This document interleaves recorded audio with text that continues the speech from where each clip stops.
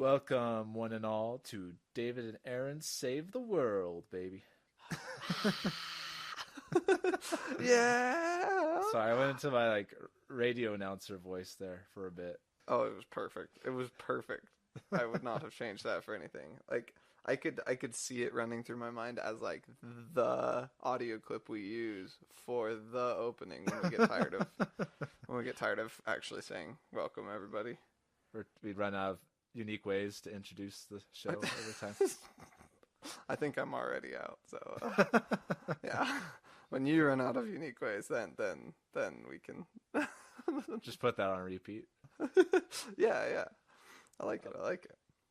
Well, welcome friends, one and all. We're here to save the world, but there is pressing and breaking news that has befallen us in our friendship. Mm-hmm. David's engaged, everybody. We're all so excited. I'm glad you said it. I wasn't sure if you were waiting for me to say it or not, but No. I get to say it. David's engaged, and I am so excited. This is such a good thing. As in all things in life, Aaron, I look to you to lead, and then I simply follow after. So I just saw that you got engaged and married, and I was like, well, that looks like a good idea. So. Dang, maybe it's about time for me to get married. Because that was the only factor that was holding me back, of course. Yeah. You just needed an example, someone to show you the way, and I can show you the way. Indeed. So how's it feel being engaged? You've been engaged for like a good solid week now. How's it going? It's good. My poor fiance has been sick this whole week, so that's been a lot of fun. It's like, congratulations, you're engaged. Oh, and you also have strep throat. What a terrible way to start out your first week being engaged. But so I feel sorry for her, but that's terrible. It's been great, and it still feels unreal. Mm-hmm. I don't know if you felt that way. Like I say that, I'm like, is that really true? Like, did it really happen? Right. Is it not a dream or? Right. You're double checking the facts in your head. You're like, am I engaged? Is this really a thing that's happening to me? It's so interesting because it's like a thing that we've you think about and you talk about for like your whole life leading up to this point, and now that it's happened, you're just kind of like, what? Really? Yeah, it's true. The other weird thing is like every time I see her hand and the engagement ring's on there, and it's always like, oh, I gave that to her. Forgot about that. Hey, wait. What ring did you get her? Send me a pic. Oh, okay, I will. Can you? Is that possible? Right now, or? I mean, nah. Whatever's good. I'll send you one after because I don't know how to use my phone and record at the same time. But okay. I don't want to mess something up. That's fair. Just so you know, I kept the ring pretty simple. It's white gold and just has a solitaire ring or diamond on the top. It's actually cubic zirconia. She didn't mind. Right, yeah. If you're gonna, yeah, like, I just can't even. If they can't be okay with a cheap ring, like, honey, I'm not rich right now, so like, please, just accept what I can give you. I did the same thing of like she sent me a link to like $12 Amazon ring like early in the relationship, and I was like, this is the one. This is what I'm gonna use, and I bought it. $12 is what I can pay for a ring. Yep. Nice. Awesome. Yeah. Plus, diamonds get ridiculously expensive, even if you increase the size, just super small amounts. It was really weird. I looked at the prices, and I was like, I can't even see that diamond, and it's $200, Really? Then it just keeps going up by about $150 to $200 for every like small millimeter of difference that you can't even see. So it was crazy. Wow. Anyways, that's super crazy. That's wow. I you're on money snatching jewelers.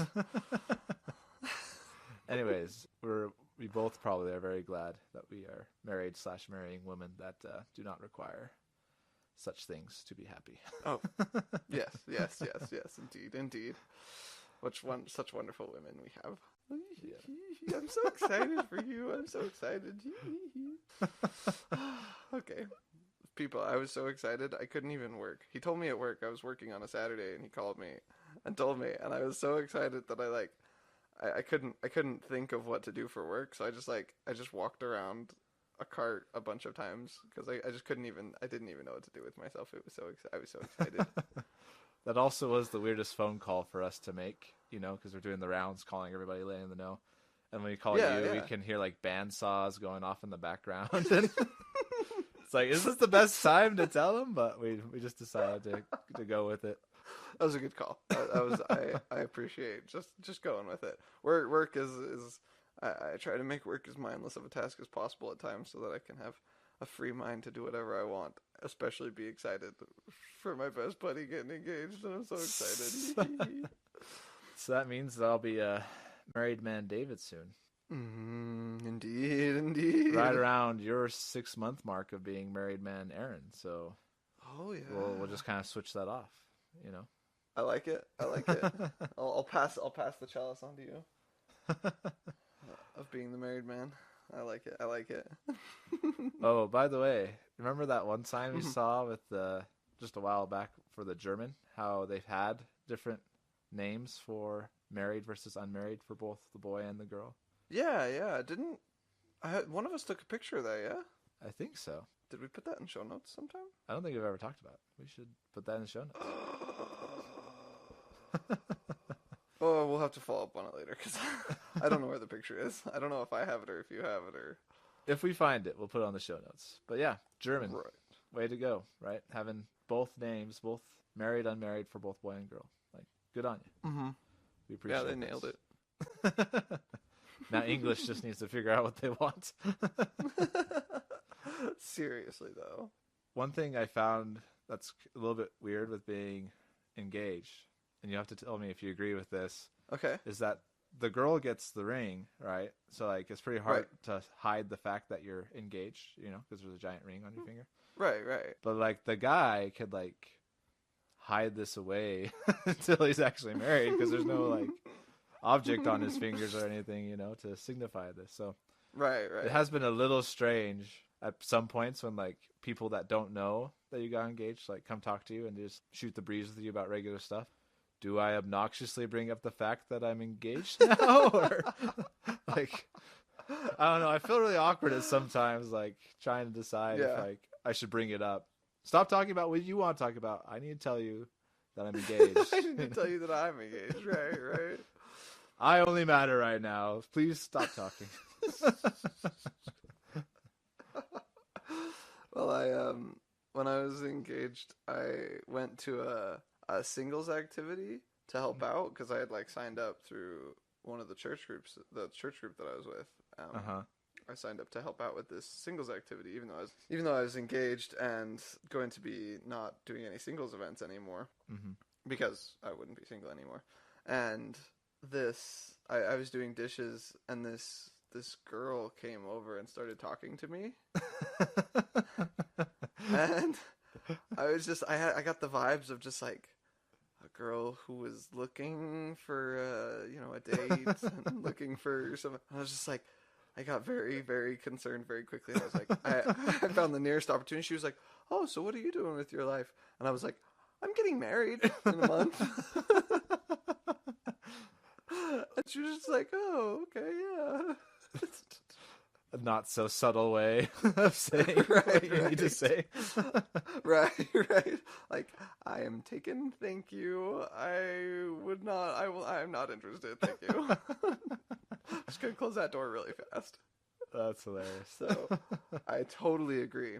But I have a theory of why that is. Is because I think it's more important for the girl to have that physical object and reminder because they're so wonderful and so lovable and like people actually want to talk to them and associate with them and right and like more guys will be interested in them than girls will be interested in us, it's just one of those things, and I just think they're lovely and sociable and wonderful, and you kind of want to, say, hey, by the way, also I'm getting married, so that no moves are made. We have natural deterrents, like being bald and being ugly and being unsocial. So these things naturally take an effect that we don't have to worry about such things. That is a good theory. I'm telling you. See, this is what I'm saying. It makes a lot of sense now that you bring this up. That's I can't agree more. Sociably awkward, terribly annoying at times. I just can't agree more. But the women are just lovely, and they're just perfect, and you just yeah. I like it. Perfect. I'm gonna use that theory from now on. That makes a lot of sense. Good. Spread it around, make sure everyone knows. Oh wait, that's why we're talking about it on the podcast. Right. I see. But just for the few people that don't, we can also tell them about this theory. Yeah.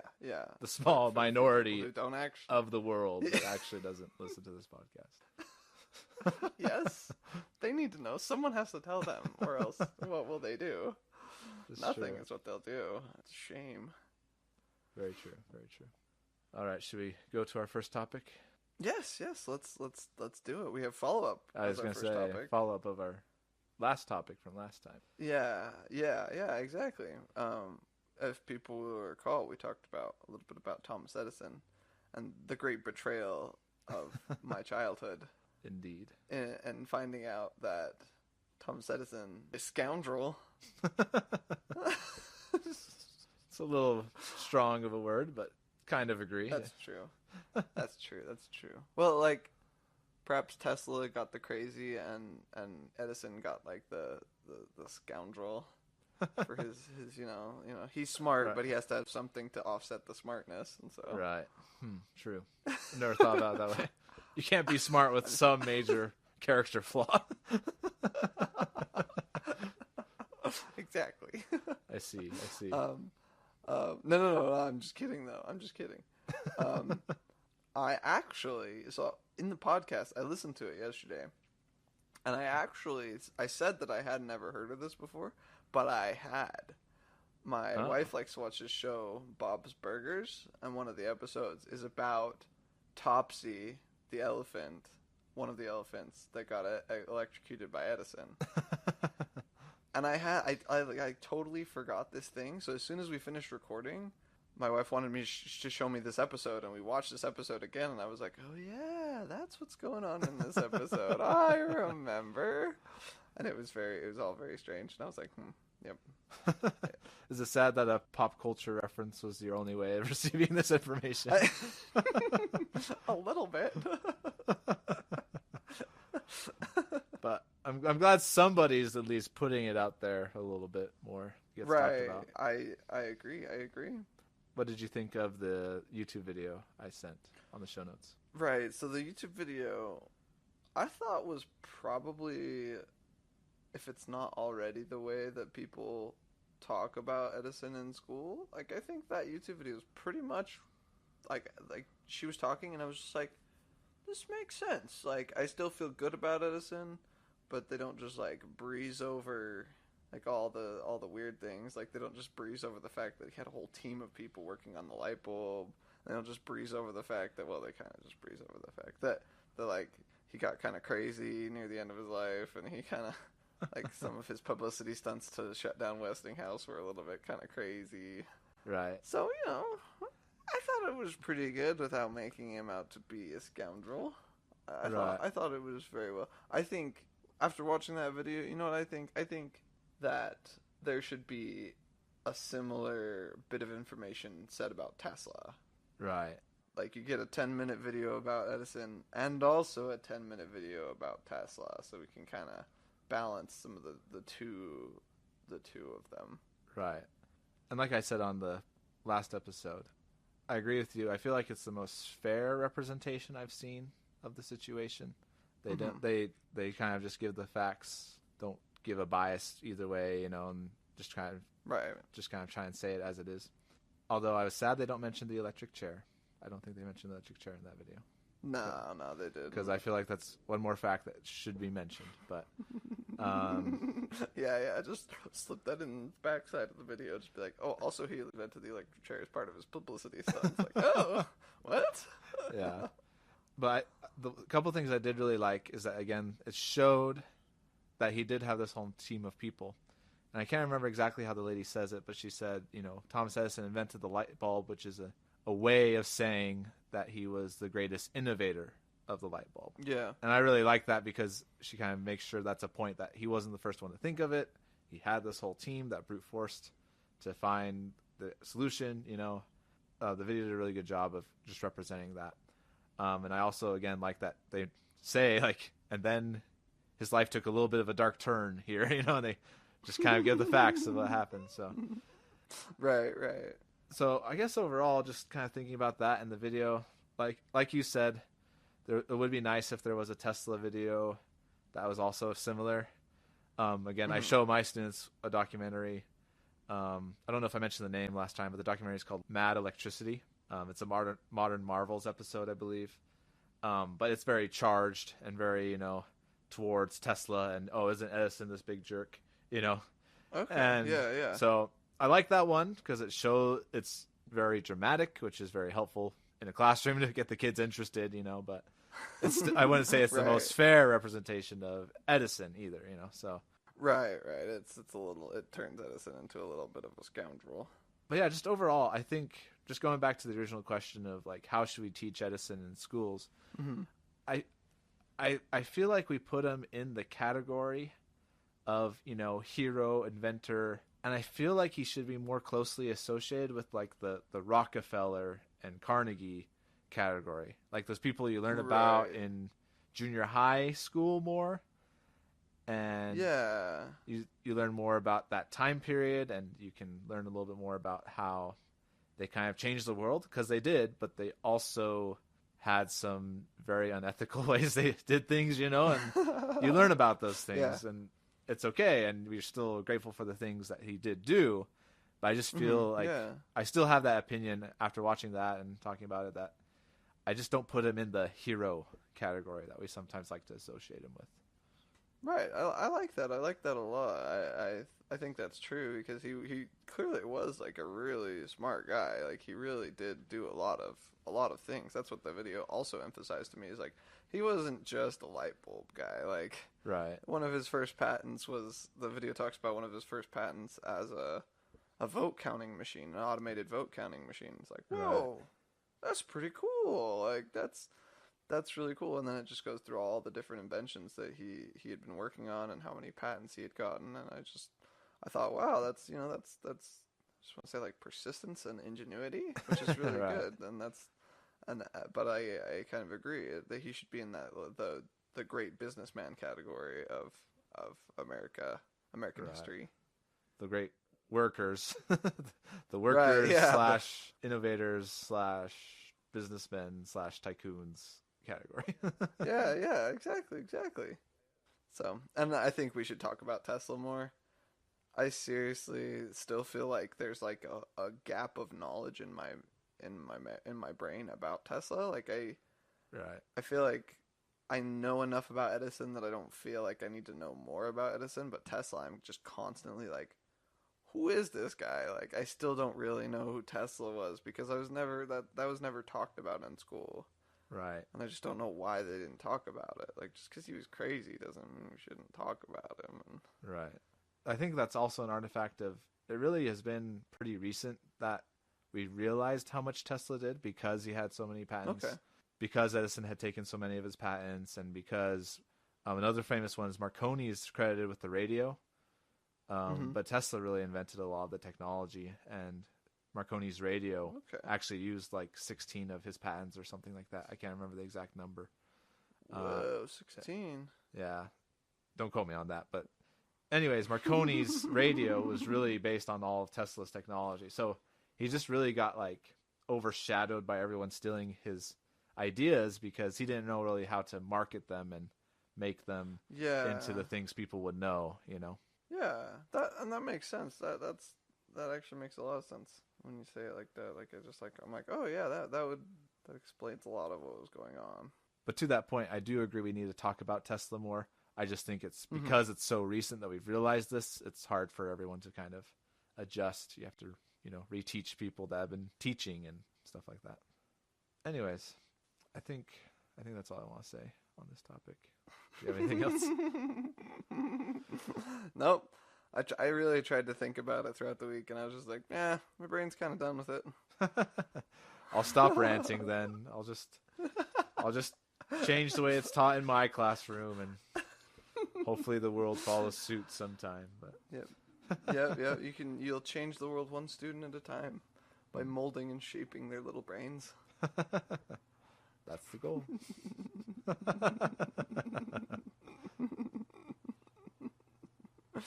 On that topic, another follow-up. How is the way you're doing the assignments in class? How's that going? It's still going good. The division's becoming stronger and stronger. There are just the students that are getting it done, and they're doing awesome. Yeah. And then there's just the students that don't do anything. All my grades are either high B's or A's or just all F's. Really? Yeah. That's not any different than what you usually see in a classroom anyways. Okay. Nowadays. But it's becoming very, very, very clear who is on which side, because they either just turn it all in when they're supposed to, or they just don't turn in anything because they haven't done anything the whole time we've been going through the unit. Right. So interesting. That's I'm so interested. I don't even know what to talk about it, but I just want to know so much about it. That's so cool. After we get to the end of the year and kind of get a feel for the stats, you could say, right? Just what happened, what students think, and all that. We should talk about it again on the podcast and see what changes would be made and such. Okay. Yeah, so we'll see. We'll keep going for now. Yeah, we'll keep the listeners posted on your experiment. Indeed. I like it. So, earlier in the week, I sent you some links. You did, with the very specific note to not open any of the links. Right. This is yes. So, on my lunch break, one of the days earlier this week, I fell into a little bit of a rabbit hole looking up Tron merchandise. because I really like Tron. Tron and Tron Legacy, I love those movies so much. Yeah. I enjoyed the Tron Legacy movie. You actually like the old super cheesy 80s one too. See, I only watched it once and I can't remember anything really from it. So, here's my idea. Do you want to watch Tron and Tron Legacy when I get them on Blu-ray? Maybe. I wouldn't mind Tron Legacy. I like that one. I thought it was really cool and visually just incredible. Oh my gosh, it was so pretty. I love it. Oh, and they did Daft Punk did the music, and oh my gosh, it's so good. I've only seen bits of the original Tron though, and just remember thinking, oh my goodness, this is horrifyingly hideous. I was actually talking to an uncle about that one day, and sorry, the Hawaiian term for just someone older than me, and he was like, oh yeah, I remember when Tron first came out in the theaters, and I was like, yeah, so what'd you guys think? Was that the peak of visual effects and stuff? And he was like, oh yeah, it was so cool, and I was like, really?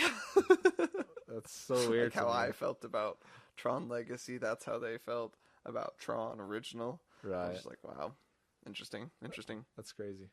So anyway, I was looking up Tron merchandise because I was really interested, and I saw this thing, and I clicked on it, and it sent me down another rabbit hole on Amazon of movies that I almost can't believe they exist. Okay. Are you ready? Are you ready? Do you have the links pulled up? I will in just a second. Do you want me to do them in order, or? So I want you to. The first link I want you to click on is the bottom link. It's the longest link. It's really long. Okay. Click on this thing, and tell me what you see.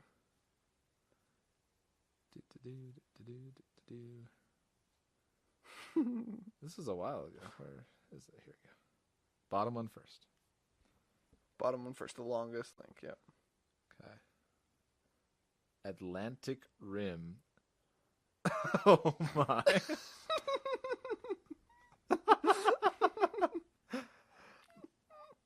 What? I don't even know what happened. This movie, I saw it and I clicked on it and I was like, "What? Really?" Oh my. For people who don't know, it's an Amazon link. We'll put it in the show notes probably. About it's a movie entitled Atlantic Rim. Probably made shortly after Pacific Rim, which was a groundbreaking, beautiful movie that was absolutely fantastically fun. I have to agree. Like, I'm not a big fan of like monster movies like that, but Pacific Rim is dang good and really well choreographed. And yeah, anyways, I like it. Right. It's so cool. The cinematography is amazing. Yes, it's visually just a beautiful thing. And just so fun. I mean, giant robots smashing giant aliens. So fun. Right. The whole storyline, whatever. Don't think about it too much. Just enjoy the robots smashing the aliens. Right. So there's this movie that I clicked on that's Atlantic Rim. It's got 1.5 stars out of 5 stars. From IMDb. Right. That's 1,400 reviews. And I thought, this is so weird. So I scrolled down and I started clicking through some of the other ones. Really quickly, I just have to note, like, the cover of Atlantic Rim is like this really crappy 3D model of a robot that was probably made in like Blender 10 years ago or something. But anyways, yeah. It looks horrible, and I'm just like, it's one of those movies that you see and you just think, I never want to watch this. Not ever do I want to watch this. You can tell a movie's bad when even Amazon's not willing to put it on their streaming service. They don't even want to buy the rights. So, it's just silly nonsense. That's awful. Okay, but going back, you had Go other back ones. to the email and click on like the top link. Okay. Transmorphers. Oh gosh. I assume this came out very soon after the original Transformers movie. And sorry, I'm still just Transmorphers. Oh gosh. This one did a lot better. It's got 3 stars on Amazon. Rather than the 1.5 that Atlantic Rim had. That is better. That's a step up. At least the front cover actually looks like a movie front cover, somewhat. Right, instead of just like a trash video game from 10 years ago. Wow. Although it doesn't look good. I do have to say, it just doesn't look good. It looks horribly boring, and there's like people. If you look really closely, there's like people, like military dudes, standing like right next to his legs, like in the fire. I'm like, what are you doing over there, guys? Get back! They're running away. Like they're like thinking they're gonna shoot it with their little bullet guns. Like, come on, man, come on! What are you guys doing? Oh goodness. And the little summary says, driven underground by alien robots, humanity's last hope for survival rests in a ragtag group of humans with a plan to destroy this mechanical horde once and for all. I'm like, oh my gosh, I'm so bored. Wow. This one's included with Prime. I could watch this one. Oh wow. I might watch it. You might all hear about it later. We'll see. I thought this was especially funny after you mentioned the Transformographerizers. Oh yeah, and I was just like, oh no. How to make Transformers better. Yeah. Someone actually attempted it. It looks like. Okay. Click on the middle link. That's Okay. the last one of these movies that I wanted to show you. Okay.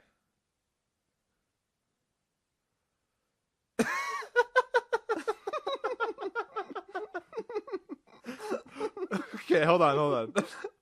This is gonna be really hard to describe. Okay, so it's Independence Day, not ENCE, but ENTS apostrophe Right. day. Right, like we're independent. Yeah. I'm an independent man, you know, like these Independence Day. Independence Day. Oh gosh. Oh man. On the cover looks like a mashup of like a Call of Duty game mixed with like some random like alien looking spaceship. Like it just doesn't Right. even look very visually appealing. And then it has on the cover, it says Independence Day, and in between the independence and the day there's a little alien face with a little slash through it. Like, we don't need no stinking aliens. And it's like, and then on the cover it says, on July 4th, the revolution begins again. I was like, oh no. It's like they didn't even change the plot at all. Just they wanted to try and steal some customers from the actual movie, it looks like. People, check them out. They're in the show notes on the website. Yes. It's just horrible. I could watch this one too. This one's included with Prime as well. I'll see how long I can last through some of these movies, because I don't think I'll last very long. Yeah, I don't even bother to try. I don't even know if I want to watch the trailer. Wait. I'm gonna click on it. I'm doing it. I'm watching the trailer. You're doing it right now? Oh gosh. Yeah. What? Oh my gosh. It's like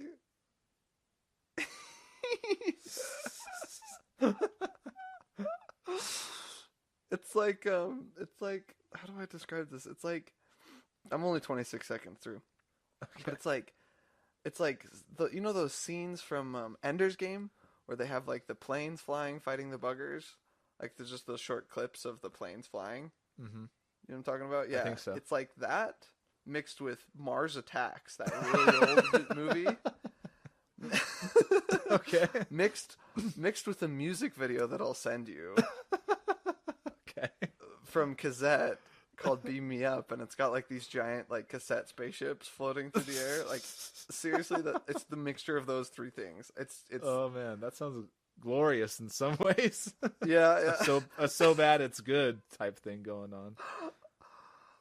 Oh no, it's so bad. They did in Independence Day, the original, where they blow up the White House. Mm-hmm. Yeah, they did that in this movie too, and it looks like trash. It's so bad. I think I might watch this movie now. Okay. It's just so bad. If you do, you'll have to report on the podcast your experience, what you felt as you were watching. The ups and downs, the highs and lows. Oh man, now I'm like committed. Now I can't not now. That's assuming there are any ups Try. or highs. That's true. The ups will be when I'm laughing at how ridiculous it all is. Because it's pretty ridiculous. And what are they doing? Like, there's like military guys. Anyway. This makes me. You know what this makes me think of though? Mm-hmm. I watched one of the Netflix originals the other day. Io. It's on Netflix right now. It's like a future apocalypse movie where people are going to Io, the moon of Jupiter, to regroup, to run away from the Earth because the Earth is whatever, poison or whatever. And I finished the movie and I was just like, this feels like a low budget movie that it's not engaging at all. You know, I wasn't engaged by it. And I have a feeling that this is probably like that, but like a step backwards still. Just not good. Just not good. Right. It's just bad. So, you know. Well, you don't have to watch it if you don't want to waste your time. But I got time to waste. I can do it. I'm still young. okay. I'll only watch it if I can stand it. Or I'll play games. I'll just play games while I watch it. That's a better idea. Okay. Sounds good. I'm looking forward to your report then. So, excellent. I wanted to share these with you mostly to hear you laugh about how ridiculous they are because they're so bad. Like if you scroll down on any of them and start looking at all the silly little alien and all the silly little robot movies that come out from like these big successful movies, right? It's just it's amazing. And I see these things and I think, why did they even bother? Like, did this even make any money? Like, it doesn't look like it made any money. Well, like, it reminds me of when I was in Australia. They're not as good about enforcing, like, copyright laws, and there's a lot of Chinese-made copycats of a lot of products and stuff. Yeah, especially if you go, they have a lot of, like, flea markets and stuff you can go to, and those are all just copied products and things like that. It's actually kind of scary. Yeah. But yeah. I don't dare buy any of those products, but it kind of reminds me of that same feel, like they're trying to pull some of the market by making a clone, but making a movie is not a cheap endeavor, you know, like right. if you're gonna copy like a product, you can just get a mold or whatever it is and make 1 million copies of it and go sell it, you know, so that's profitable. Right. But like that's profitable, easy to do, simple. But even a cheesy movie or like a poorly made movie like these obviously are, it's still quite a bit of money, you know, so like I don't know if they're able to pull that much market from it. Maybe they do. I don't know. Just purely from, you know, accident, maybe looking up the wrong name or something. But well, right, exactly.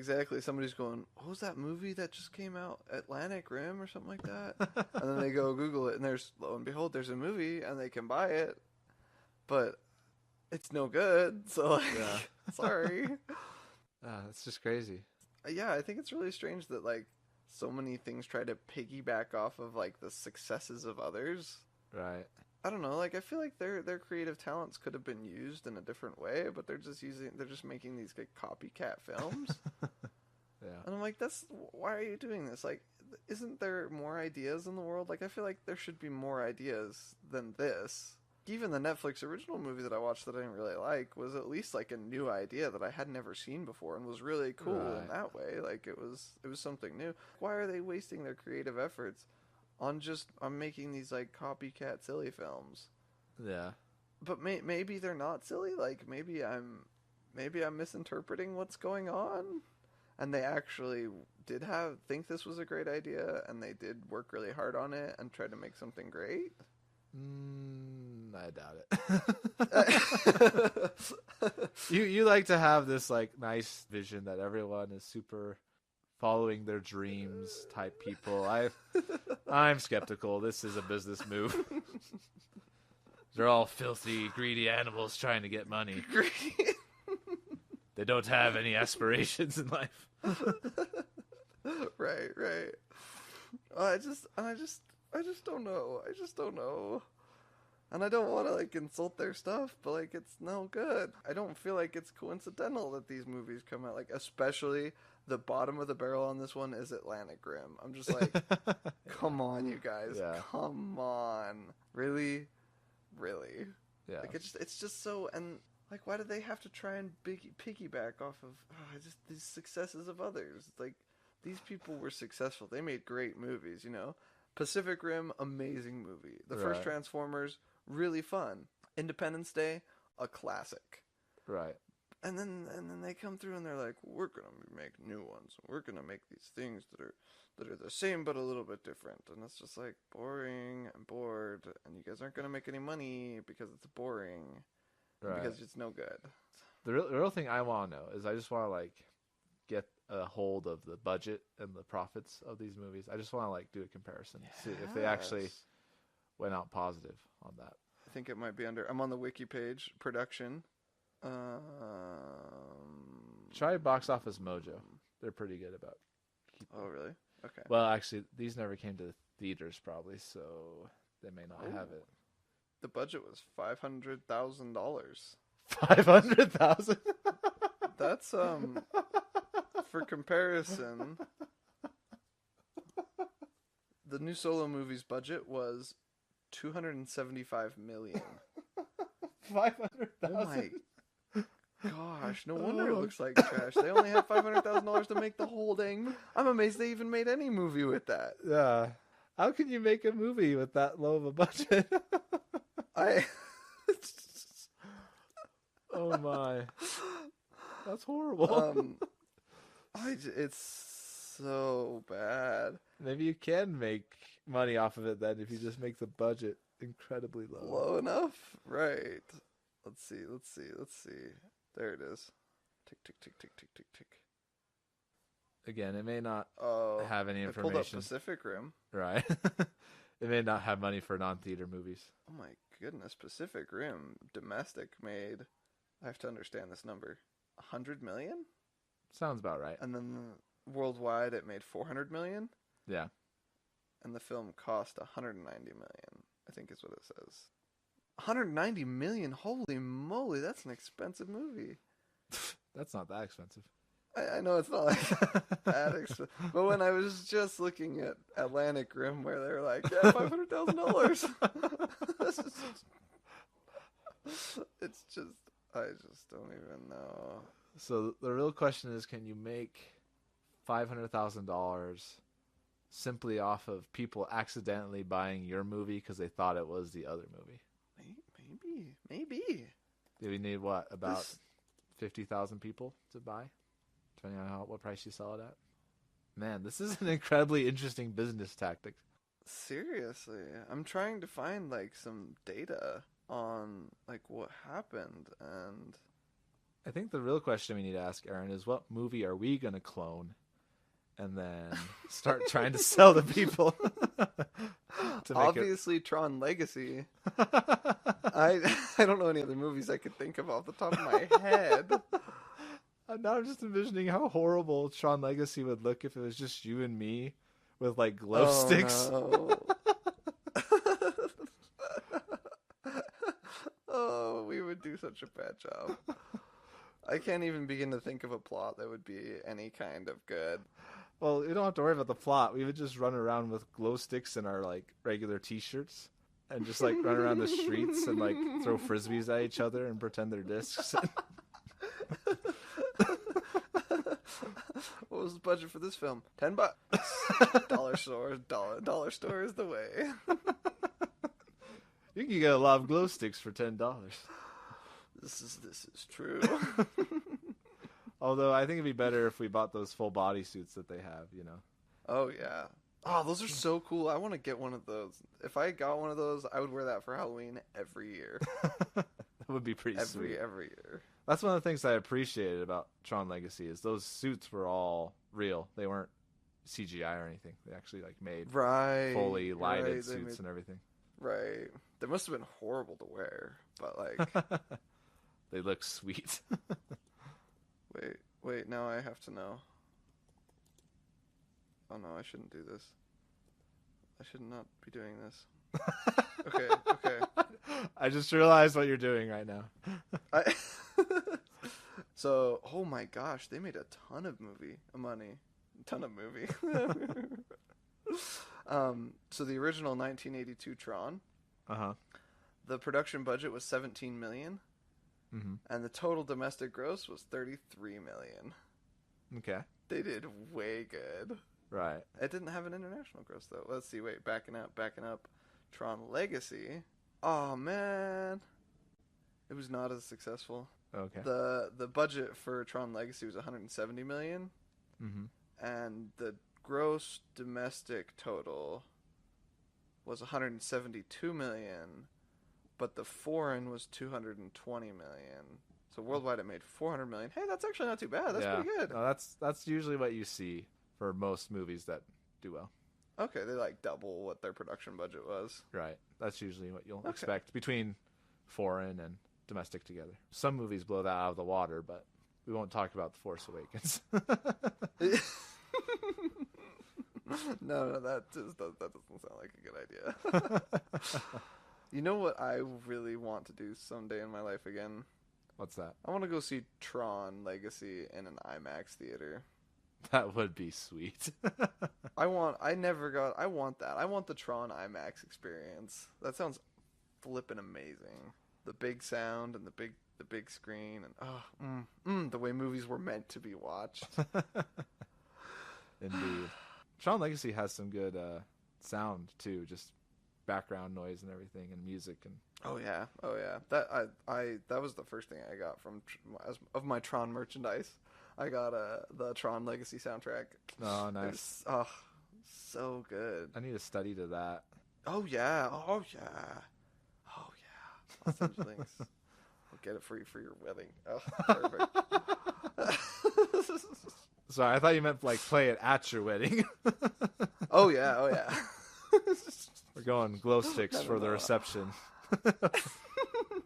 Y'all better bring your blue glow sticks or your red glow sticks. I don't want any of those nonsense colors like blue or red. Which team are you on?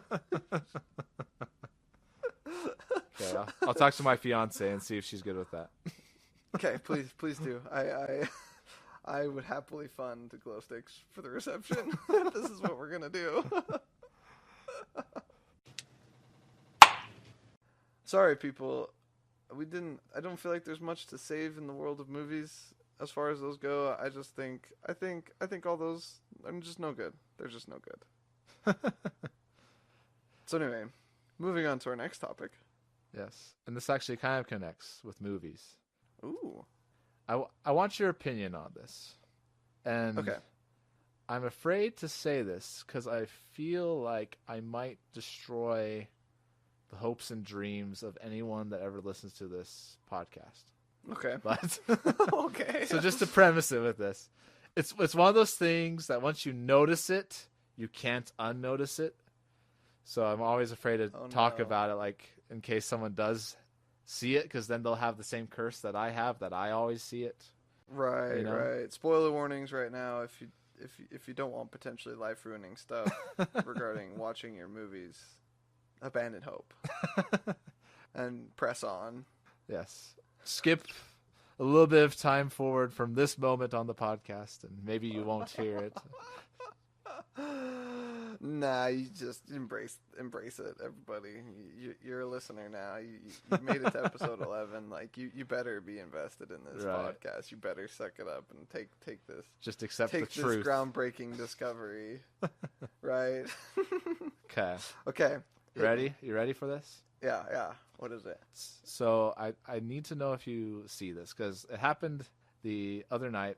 I was over at my fiance's house, and I haven't seen most of the Harry Potter movies, and she likes Harry Potter, so yeah, we whipped out the DVD to watch the Harry Potter movie, and she has a 4K TV at her house. Okay. At her family's house. Really? Yeah, 4K. She has. Can I? Dang, I want to borrow it sometime. That's pretty cool. Anyway, sorry. Moving on. So those of you that know sizes of TVs, for a DVD player, for original DVDs, they showed at about 480p. Yep. Which in comparison, most TVs are 720p or 1080p or 4K, which is equivalent to about 2000p. Okay? Yeah. So we're talking, much smaller than the frame or the resolution size of this TV. Yeah. So most TVs are really good, though, at what they call upsampling, making it big enough to actually be shown on the screen, right? Because otherwise it'd be this little tiny box. So you have to interpolate. You have to put pixels there that aren't there originally in the film, right, to make it look bigger, right, to fit to the size of the screen. If you do this naively, then it looks really bad. It has, it looks really blocky. It's kind of like if you have a YouTube video that didn't load all the way. It kind of has those splotches everywhere of color and looks blurred, right? So it's something like 4K and you're watching a DVD, you don't want to do that, right? It would just look horrible. Right. So fortunately what they do is this kind of the smart interpolator that kind of knows what shapes look like and what people look like, and it actually involves deep learning nowadays. Really? And it kind of learns how to make it look bigger, which is cool. So it still looks really nice even though it had the smaller video it was starting with. Okay. Because it does the smart interpolating. The other thing is, most movies are actually filmed at 30 frames per second. Right. This is actually kind of a cool visual thing that people may not realize, is that your brain does some really cool interpolating when it's filmed at 30 frames per second. Even though you can usually process about 60 frames per second with your eyes, it just looks more natural and flows better if you do the 30 frames per second. Yeah. Which, can I just say, That is something I notice really strongly and shocks me because they do like soap operas, they do in 60 frames a second, and you can totally see it. So this is the point I was going to make, is her TV, I think, is 60 frames per second, 60 hertz. Okay, yeah. So between upsampling to make the image bigger and having more frames per second than the movie originally intended, it looked really good, but it's so unsettling, these like uncharacteristic movements Okay. that you see the people doing. Because again, it wasn't filmed that way, unlike the soap opera that you were mentioning. But it has that same behavior because it's trying to account for all these things on the back end. And so the TV is doing all these calculations to try and make it look nice. And I notice all those unsettling movements, but my fiance did not. Yeah. And her family does not. Really? What? And it was weird because I'm like, is anyone else like freaking out right now about what's going on? You're looking at everybody else in the room and you're going, wait, does no one know? Can no one see it? Can no one notice what this is doing? But this is good that you already can confirm what I'm talking about because you've seen it with the 60 frames per second. I don't know if like a lot of the newer like smart TVs have been doing things like this, but I watched Arrival. It's probably like, I love Arrival. It's such a good movie. And I watched it on a smart TV at someone's house, my sister's friend's house or whatever. And something was so off with it. Like, it just felt like something about it was just very off. I was like, what's going on? Like, why the picture didn't feel like it was moving naturally, and things just felt very strange to me. And I was like, what's going on? Right. And so I think that's what I'm also picking up on with that movie. That's interesting. Again, I'm glad someone else is noticing this and that I'm not just like some maniac that is like just seeing things that aren't there and like is crazy. But... Right. I think it's really weird because once you find out that like normal movies are like 30 frames a second and soap operas are at 60 frames a second, and if you watch like playbacks of each, like some TV shows are the same way where they'll frame it at 60 frames a second, and you'd think, oh well, more frames is better because you're getting more information. It's just better, you know. Right. A lot of gamers like to use like 144 hertz, like 144 frames a second to kind of really make, like, I guess it really makes the experience really good. Well, that makes more sense because you have to make split-second decisions. So you need to see as quickly as you can. Okay, I can see that. So you'd think, like, more frames is better, but I always find something really weird about those 60 frames a second. Like, I'm just like, what's going on? Like, it looks weird. Like, it just looks unnatural. Right. Unlike the 30 frames a second, which feels normal. It feels natural to watch it at that frame rate. And, again, it might just be a mental thing because we're so used to the 30 frames per second because that was kind of the amount that we're used to, you know, back when technology couldn't shoot that fast. So we've just kind of grown up with it. So maybe it is a mental thing. Okay. But your brain also is doing some interpolation, which surely helps, I think, with making it feel more natural. Yeah. Instead of having new information at every single moment that your eyes can process, you know. I don't know, but yeah, it is unsettling, and it definitely doesn't feel normal to me when I see those higher frame rates. Yeah. I agree 100%, and it's very strange. People watch for it. You can see it. Like, normal movies, you'll watch them and they're normal, and then all of a sudden, like, you switch to, like, a TV show, and that's where you'll see it. Like, I feel like the TV shows are where you'll start to, like, see it. And you're like, oh, something's different here. Right. Don't look too hard, and don't think about it too hard if you don't want, you know, to think that everything's weird when you're watching movies, because that's just, that's so strange. It's so strange, and I really think that was probably really weird to watch the Harry Potter stuff on that TV. Like, Harry Potter 4 was really weird. Like, Harry Potter already has enough angst, but it felt really angsty when you have those unnatural movements as well.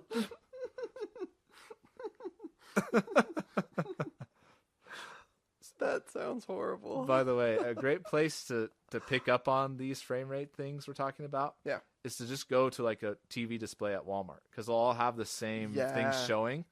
And so you can see like side by side, like the different frame rates, and you go, whoa, that looks different. Even though it's, you know, super high resolution, it looks unnatural to me, you know? Right. And you can actually, on most TVs, you can turn that off and you can actually adjust the frame rate turn it into cinema mode and Really? stuff. Hmm. That's what we do. That's what my parents do on their 4K TV. Well, because I set it to that and didn't tell them. That's what we do because that's what I do. And they don't know any better, so. Nope, they don't. And if it bothers you, I think that's a good thing. I think if they don't notice it and it bothers you, I think you should make the change. I see this as only a win-win situation for you. Indeed. Wow. Well, I mean, so here's the question in my mind now. What if we made a switch as a society to just 60 frames a second? Do you think that people who are growing up now, their brains would switch and they would prefer that? Like if you showed them a 30 frame a second film after that, they would not like it. They would think it looks weird? Or do you think the 30 frames a second is more naturally attuned to our brains and so therefore is the right thing to do? That is an incredibly interesting question. And I don't know. My bias is for the 30 frames per second, so it's hard for me to like step out of that and say if I had seen movies at 60 frames per second Forever, would it be preferred?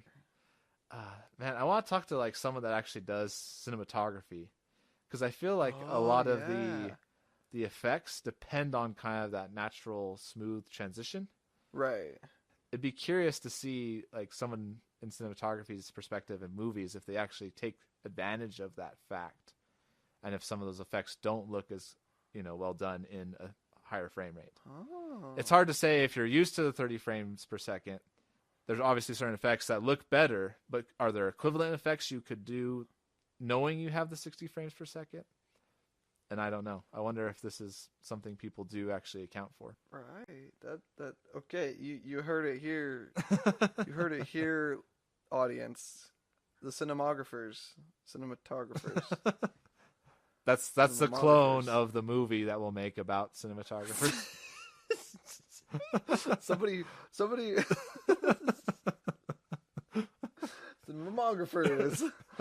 cinemographers. I need you. We call upon you. Any of them in our audience, let us know. Indeed. I need to know. You guys do this as a professional thing. You guys are our best bet, because I have no idea. I tend to think, my personal opinion is that it's definitely something with the wiring of our brain, and that no matter what, it still would feel more natural for the fewer frames a second. It's not like a picture. I don't feel like it's the same thing as a resolution of a picture where it just gets clearer and clearer until it's just until it's just crystal clear. Like, I don't think that'll ever seem less natural to see something more clearly. But I think the change in the frame rates and the way that visual experience works, I think something about the brain is attuned to that. And my personal opinion, I'm setting it down right here, and I'm happy to be proven wrong, but like, this is my opinion. And that's mine too, but again, I'm also like aware that it's a biased opinion because we're used to that frame rate, but I still think that's the case if I had to guess. Right. If I had to put an educated guess on that. Okay. So, but this is Save the World, right? You brought up a good question of should we just switch them all to 60 hertz per second? But the real question is, how do we satisfy my own bias and force everything to go back down to 30 frames per second? Well, here's my saving the world proposition. It's not to switch it to 60 frames a second. It's to force everyone to stay at 30 frames a second. Right. Unless someone can prove to me that it's better to go up in frame rate, I think 30 frames a second's the way to go. Save the world by knocking it off with the weird frame rate adjustments. just Save the world by not allowing for expressive control on your frame rates. Exactly. Thinking about that, though, that actually segues nicely. Expressive control. Okay. Listening to the last podcast, we were talking about like self-learning programs to write birthday messages. Oh yeah, right. Can I just say, I felt really creeped out listening to that. I was like, oh my gosh, like that's terrifying. I am terrified of that.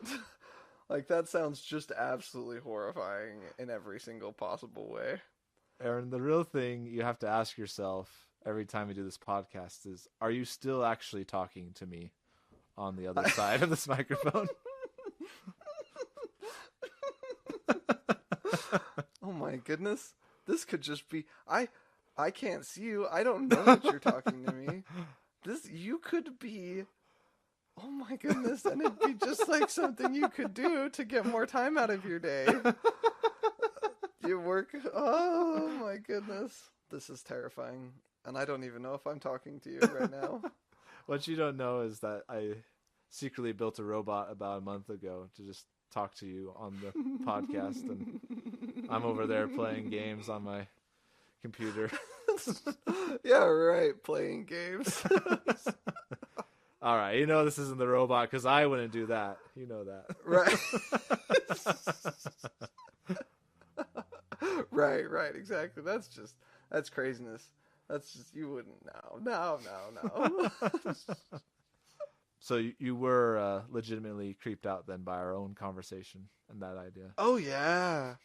Oh yeah, because I like know that could be a thing. Like I don't feel like that's nonsense or like too far from the future. Like I feel like that is a thing. Like I really could be receiving messages from people that are written by a self-learning program, you know, like I just, yeah, it's very terrifying in the way of like society could just fall apart really fast like this. So, you know, well, I'll let you know when it happens. I'll be the first to let you know when a robotic version of myself is responding. Okay, please do. I would appreciate that greatly, to know that I'm not talking to an empty shell of a robot.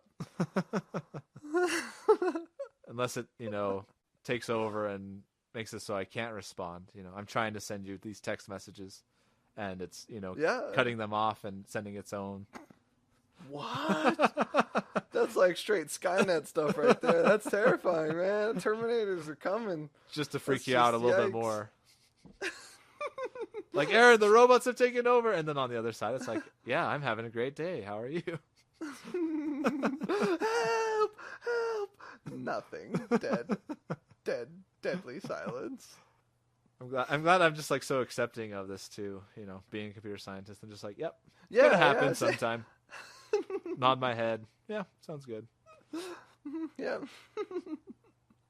It's like physicists and eventual, you know, heat death of the universe. There's like, yep.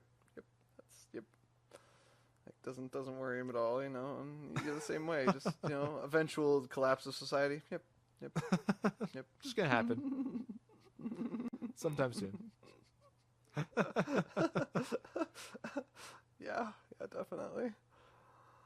Well, tangenting to a slightly less creepy possibility for robots. Okay. Of ones that are actually still with us. Still with us? My guard is immediately up. I'm like, what? Robots with us? What? Just on the possible topics, you put washing machine noises. Oh, yeah, okay. Which is also something that has been on my mind randomly. So I figured might as well talk about that. Robots, not really robots, but machines that are not trying to take over the world at this point. Just trying to let me know that my laundry is done. Yeah, so I put that in the show notes a while back when I was at my in-laws' house and I heard the washer, you know, like usually there's like some kind of bell. I think that my parents goes ba-da-dum, ba-da-dum, ba-da-dum, and then it's done. You're like, right, okay, right. Yeah, that's like a weird little electronic bell, whatever. Whatever. I miss the good old days of meh. Those were my jam. But whatever. Mechanical Moving bell. on with yeah, exactly. Like a nice loud, just no one has any questions that your laundry's done. Like your neighbors know, so that they can come change the laundry if you're out of the house. You know, it's just the good old days of washers and dryers. But I heard this one go off, and it was like it started playing like this song. It was like it's just like. I heard this song coming from the laundry room, and I thought, "That's very strange. What is that?" And my wife is like, "Oh, that's the washer." I was like, "Why is the washer playing a song to let me know the laundry's done?" and I think at the time I was weirded out, and I did not like it. But the more I've thought about it, the more I've started to realize maybe that's actually not too bad of an idea. Like, that does kind of grab your attention a little bit more than a bell sometimes, maybe, or at least it's more pleasant than a bell. So I have to ask, was it a Samsung by chance? Did you check? It might have been. I think my in-laws, yeah, I think they are.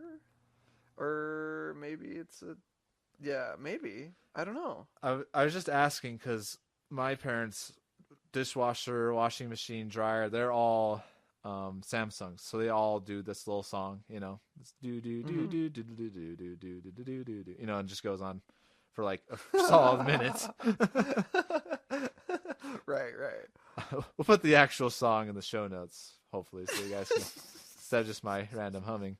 But so that's interesting to me because we also had a similar older model of a washing machine in the past and such that just dinged a time or two. Right. Right. And so when the song started playing, we started having this joke in our family that we'd say, "Oh, what a pleasant washing machine," like it's giving us this courteous song for us to open the washer, let it know it's done. Right. But we ran into a dilemma because the dryer does that too. So we could say what a pleasant washing machine for the washing machine and the dishwasher because they both wash things. Yeah. And so we were trying to decide for the dryer, when it does the song, would it be easier to like change our own behavior and actually say what a pleasant dryer, which isn't going to happen. Right. And so, this is nonsense. Yeah. So our real question was, how could we turn the dryer into a machine that also washes something so that we could call it a washing machine? So then we wouldn't have to change our moniker. Okay. So what's next? Oh, so do you want to hear some of our ideas? Yes. The simplest one was like just to put like a little spout of water just like right next to the dryer or on top of the dryer. Okay. And just like before you put the laundry in, you just like tip over the spout and have it wash the side of the dryer or something super dumb. Just so it could technically be a washing machine. But that didn't feel automatic enough to us. Right. So right. I agree. So I was thinking maybe you could put like some type of bar on the door that when you open the door to the dryer, then it also tips over the spout. Okay. So as you're opening it, it tips over the spout, but still feels kind of manual because I still have to open the door to trigger the washing. Yeah. Just getting more intense. Just have like the water on a very sensitive balance beam so that as it like moves back and forth and shifts as the dryer's rotating, it will just hit over the water at some point, and therefore be a washing machine. Take a little bit of like, measuring and adjustments, but I think you can get it to be automatic every time. Fill the water at some point during the cycle. Okay. Anyways, any ideas coming to mind for you of ways to make it a washing machine?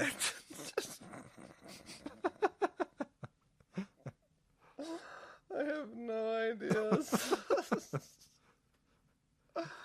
I think the only thing that I think of is a self-cleaning lint filter.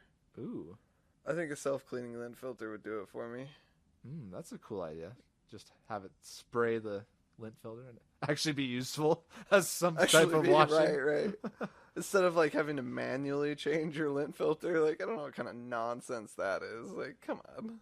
I mean, that would get nasty clogged if you actually did that, but there's some way you could do it, surely, to clean the lint filter and then wash it or something. Here's my real technical solution. Okay. The one that came to mind. What's that? And as I'm thinking of it, I'm kind of wondering why in the world this hasn't happened yet. Okay.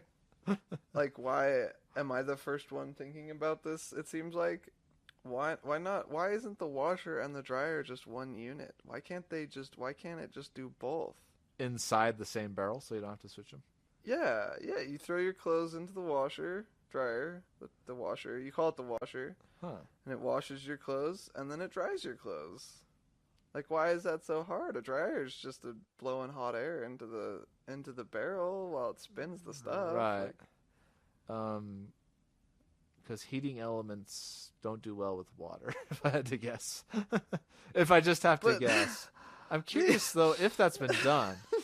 I feel with enough sophistication, you could probably do that, it seems like. It'd probably be super expensive. But, right. Well, that's fine. but then you wouldn't have to move it, though. That is a good point. Right.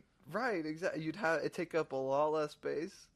It would be, and like, I can't imagine that there's not enough sophistication. If my washer is singing a song to me to tell me that my laundry is done, I don't see why there's not enough sophistication. Right, because those are technically the same difficulty to play a sound Right. and put heating elements near water. Obviously, the same level of Same level. engineering difficulty. Right. Exactly. I don't see why this is even a problem. Ooh, I got an idea. Okay. You put the single unit instead of like our Mhm. traditional design where you have like the dryer on the left and the washer on the right or whatever it may be. It's like a tunnel. So you put it into the kind of the side of the washer. Mm-hmm. It does the washing, and then it shoots the barrel into the next part of the machine, and then it does the drying, and then you open it up on the back, and there's That sounds amazing. then it would just be one unit. That sounds so cool. It's like halfway through, it's like merk, and it's moving the barrel from one to the other, and just merk. It's like, that's perfect. I was thinking of more of a fast movement, like kaboom into the other part of the machine, but that works too. Rocket powered movement, explosive powered, boom, and it just slams into the other side. You need a gas line to power the propulsion system. Oh, you guys didn't put a gas line in. Yeah, you're gonna need to put a gas line in for this model. Why? No reason. It's just do it. Just do it. It'll be fine. This is where the electrical goes in. This is where you pour in the detergent. This is where you pour in the gasoline. Make sure you give it an oil change every 6 months. I think this is the real solution.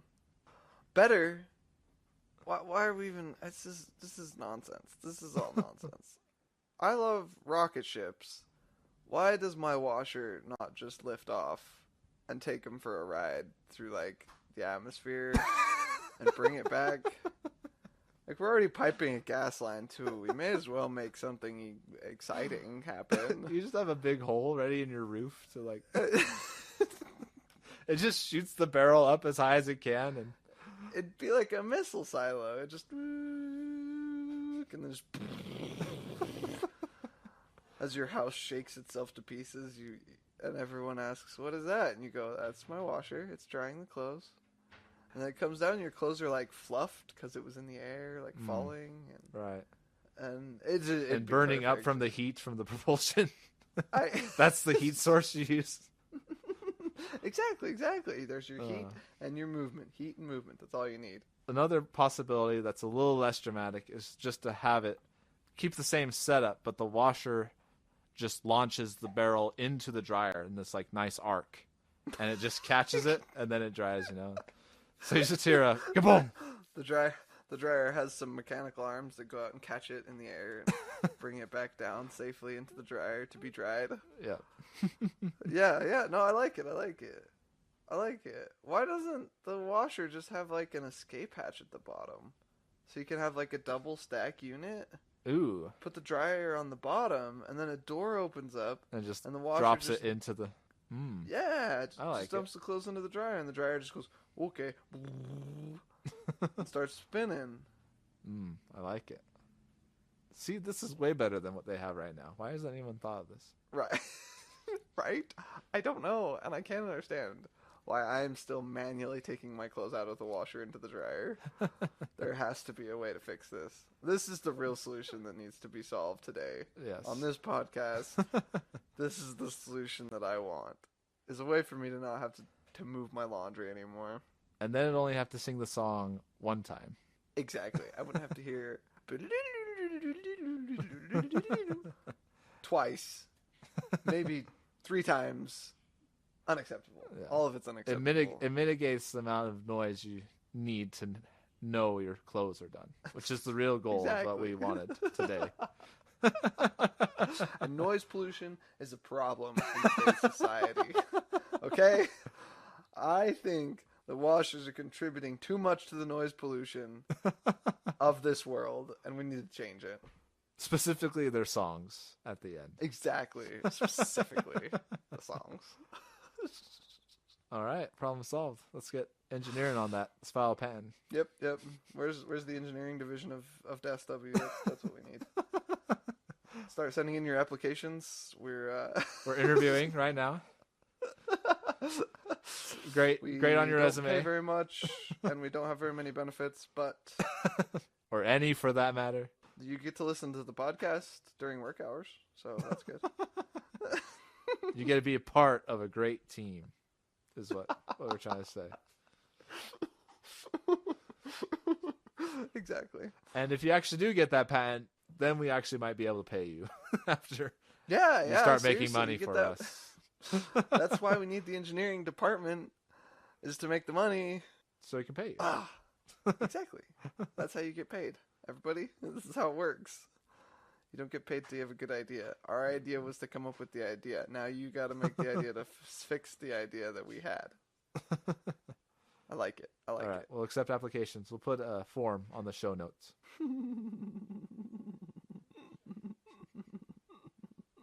Excellent.